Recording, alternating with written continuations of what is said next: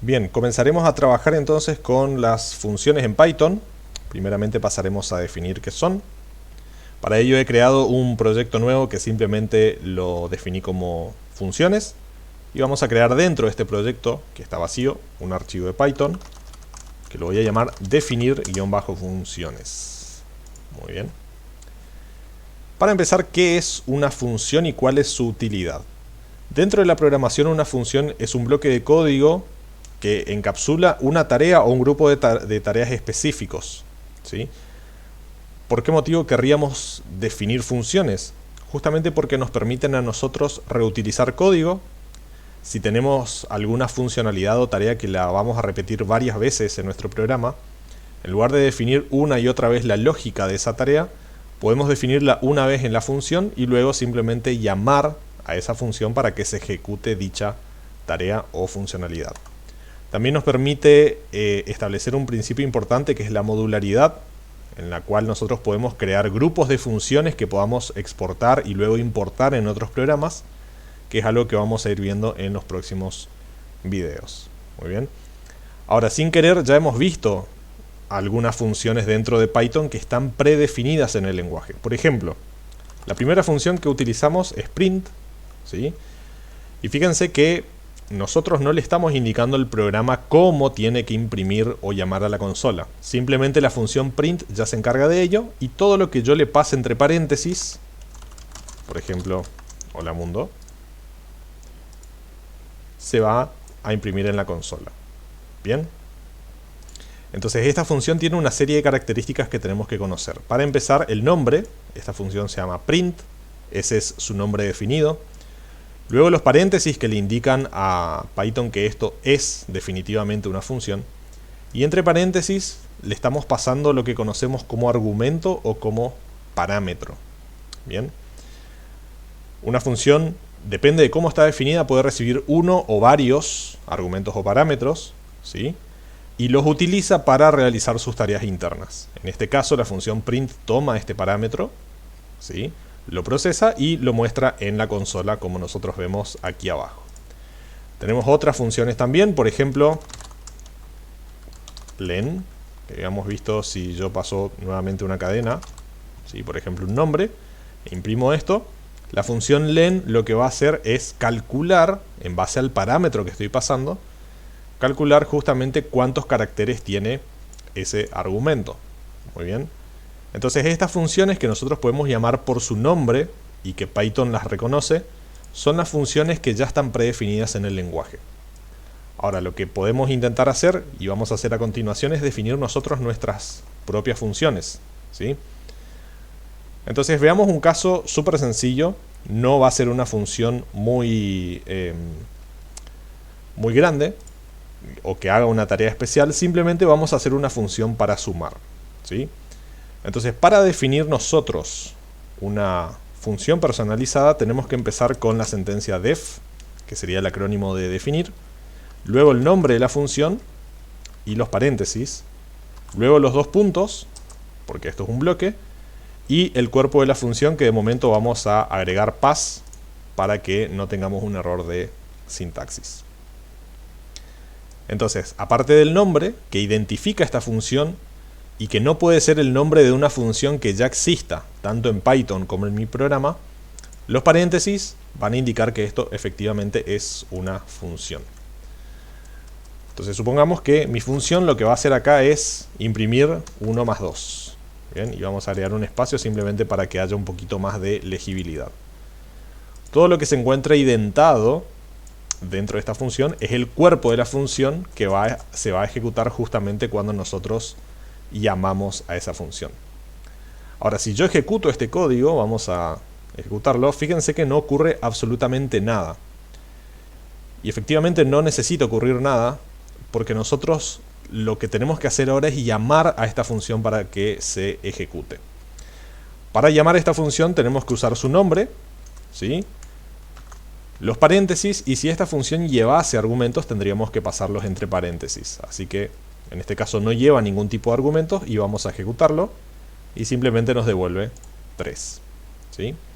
Obviamente esta función no es de mucha utilidad, así que vamos a cambiar su definición incorporando los argumentos. Entonces, dentro de esta función yo quiero sumar dos números, así que voy a utilizar dos argumentos, uno se va a llamar número 1 y otro número 2, y aquí adentro vamos a reemplazar el 1 por número 1 y el 2 por número 2. Bien. Entonces los parámetros internamente nosotros los definimos con el nombre que tenga mayor sentido para la función. En este caso, si estoy sumando, tiene sentido que a este parámetro lo llame número 1 y a este número 2. Pero al llamarlos tenemos que pasar los valores que queremos pasar a esa función. Entonces, por ejemplo, para sumar, si pasamos 1 y 2, este número 1 se va a asignar internamente en la función a el argumento número 1, y este 2 se va a asignar internamente a la función a este parámetro o argumento que es número 2. Si ejecuto, ahora nuevamente obtendría 3, pero lo bueno es que ahora yo puedo cambiar estos valores, ¿sí? Y ahora obtendría justamente el resultado de llamar a la función con estos valores. Muy bien, lo que hace mi función es sumar. Obviamente no tiene mucha utilidad porque ya contamos con el operador más, pero esta es la forma básica en la cual definimos nosotros una función. Veamos otro ejemplo, ¿sí? Tenemos la función sumar. Vamos a crear una función saludar, ¿sí? Y vamos a pedir el nombre de una persona. Entonces, lo que vamos a hacer nosotros acá, vamos a usar una cadena con formato y vamos a pasar el parámetro para decir hola nombre, y en otra línea, bienvenido a mi programa. Muy bien. Entonces, una vez más, vamos a llamar a esta función. Y fíjense qué pasa si yo no le paso ningún argumento a esta función, ¿sí?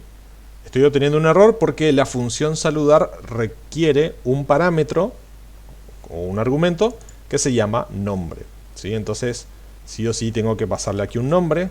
Vamos a pasar un nombre.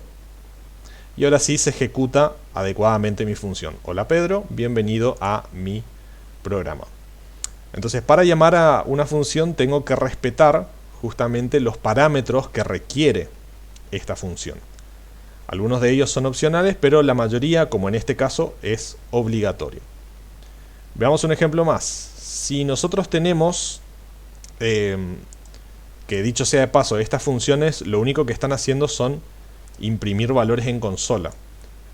Pero hay funciones que lo que nos permiten hacer es devolver un valor y decidir qué hacemos con ese valor. Definamos una función que la vamos a llamar a segundos, ¿sí? Y vamos a pasar aquí horas, minutos y segundos. Muy bien. Supongamos entonces que nosotros queremos calcular cuántos segundos existen en una cantidad determinada por ciertas horas, ciertos minutos y ciertos segundos. Entonces, para eso vamos a crearnos una variable interna, la vamos a llamar valor, y tendríamos que hacer la cantidad de horas más la cantidad de minutos más la cantidad de segundos. Pero todos estos deberían estar pasados a segundos, ¿sí? Entonces, en el caso de segundos no hay ningún problema. En el caso de minutos debería multiplicar cada minuto por 60, ¿sí? Entonces, en un minuto tengo 60 segundos, en 2 minutos tendría 120 y así sucesivamente. Y la cantidad de horas debería ser 60 por 60, o sea, 3600 por horas. En una hora tendría 3600 segundos, ¿sí? De paso, si queda más claro, podríamos encerrar estas operaciones en paréntesis, ¿sí? Entonces primero se resolvería la cantidad de horas por 3600, luego la cantidad de minutos por 60 y luego simplemente los segundos. Muy bien. Ahora, si yo quisiera hacer algo con este valor, la función debería devolverlo a el código que lo está llamando. Para eso utilizamos la sentencia return y justamente devolvemos valor. Esta sentencia lo que va a hacer es indicarle a la función dos cosas. La primera es que tiene que devolver la expresión que se encuentra a su derecha, ¿sí? Que en este caso sería, queremos devolver la variable valor que contiene el resultado de esta expresión. Y por último le va a indicar a la función que cuando encuentra return se termina la ejecución de la función. Si yo si yo agrego una línea aquí abajo, voy a poner termina la función, ¿sí? Fíjense que el editor directamente me está marcando con un subrayado verde y me dice este código no se puede llegar a ejecutar este código, porque está después de un return. Entonces cuando la función encuentra esta sentencia, el resto de lo que se encuentra debajo se va a ignorar y nunca se va a ejecutar. Entonces cuando planifican sus funciones, recuerden que si su función devuelve un valor, eso tiene que ser lo último que se encuentra en su cuerpo. Ahora, fíjense que si yo llamo a esta función a segundos y le paso 1 hora, 30 minutos y 15 segundos y ejecuto, no pasa absolutamente nada. ¿Por qué no pasa nada? Porque esta función no está imprimiendo nada en consola. Lo que está haciendo está devolviendo un valor. Entonces esto yo lo puedo asignar a una variable y luego puedo imprimir. Bien. El llamado a esta función a segundos me va a devolver un valor y ese valor lo puedo asignar a una variable y luego decidir qué hago con esa variable. Entonces ahora sí ejecuto mi programa, puedo ver que tenemos la cantidad de segundos. Incluso podría prescindir de esta variable, bien, y utilizar directamente la función aquí adentro. Para eso vamos a usar una cadena con un poco más de formato. Entonces vamos a indicar aquí son, vamos a interpolar el valor de el llamado a esta función y al final segundos, ¿sí? Entonces estoy indicando son, llamo a la función que me va a procesar justamente el valor de los segundos en base a esta hora, a estos minutos y a estos segundos, y luego lo interpolo mediante la cadena. Entonces ejecuto y obtengo son 5415 segundos. Muy bien. De esa forma nosotros tenemos la posibilidad entonces de utilizar funciones que devuelvan valores en lugar de simplemente imprimirlos en la consola. Muy bien. Otra funcionalidad que nos permiten a nosotros las funciones es no devolver solamente un valor, sino varios valores. Supongamos que quiero hacer la función inversa, quiero pasar una cantidad de segundos y quiero que me devuelva cuántas horas hay en esos segundos, cuántos minutos y cuántos segundos restantes. Vamos a comentar esta línea de código. Bien. Y definamos una nueva función. La vamos a llamar a horas, minutos, segundos. Bien. Y vamos a pasar aquí la cantidad de segundos que nosotros queremos calcular. Entonces, empecemos definiendo la cantidad de horas primero, ¿sí? Si tenemos 5415 segundos, lo que vamos a hacer es dividir esa cantidad, ¿sí?, mediante 3600. Bien, 3600, creo que sería así. Bien. Una vez que nos queda eso, vamos a calcular los minutos. Los minutos serían la misma cantidad de segundos, pero utilizando el resto. Entonces vamos a agrupar primero segundos, el resto de dividirlo por 3600, que es la operación que hicimos aquí arriba, pero ahora necesitamos saber cuántos segundos quedan restantes de esta operación, dividido 60. Bien. Y por último, vamos a hacer la misma operación de aquí arriba, ¿sí? Y también queremos el resto de la operación que se hizo aquí arriba con 60 y eso nos da los segundos restantes. Entonces, ¿cómo hago para devolver estos tres valores? Muy sencillo, podemos utilizar las estructuras de datos que vimos en videos anteriores. Por ejemplo, una tupla. Vamos a devolver las horas, los minutos y los segundos. Muy bien. Entonces las estructuras de datos son súper útiles en estos casos. Voy a tener aquí un aviso de que puedo remover los paréntesis que son redundantes. Yo lo voy a dejar así porque quiero que me devuelva una tupla. Y para llamar a esta función entonces, lo que podemos hacer es definirnos nosotros una tupla. Horas, minutos y segundos van a ser igual a llamar a esta función a horas, minutos y segundos, y le vamos a pasar los 5415 segundos, ¿sí? Y al final vamos a ver el resultado utilizando nuevamente una cadena con formato son horas, y vamos a pasarle hs, ¿sí? Para que quede un poquito más formateado. Luego la variable minutos, y vamos a escribir min, y segundos, la variable segundos, y vamos a escribir seg. Bien, entonces hagamos esta prueba, ¿sí? El único detalle que tenemos acá es que nos está devolviendo los valores decimales porque estamos haciendo la suma completa. Podemos hacer la suma entera utilizando las dobles barras, ¿sí?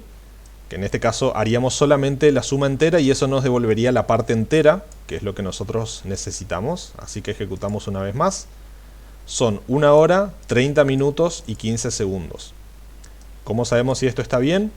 Porque es la forma en la cual habíamos llamado a la función a segundos y nos había devuelto justamente 5415. ¿Sí? Podemos descomentar esto, ¿sí? Fíjense que obtenemos como resultado de llamar a la función a segundos 5415 segundos, y cuando llamamos a esta segunda función con ese mismo número obtenemos 1, 30 y 15. Bien, entonces de esa forma nosotros podemos definir nuestras propias funciones que nos permitan a nosotros reutilizar código o agrupar una lógica específica, y que va a hacer que también a la larga nuestro código sea mucho más legible.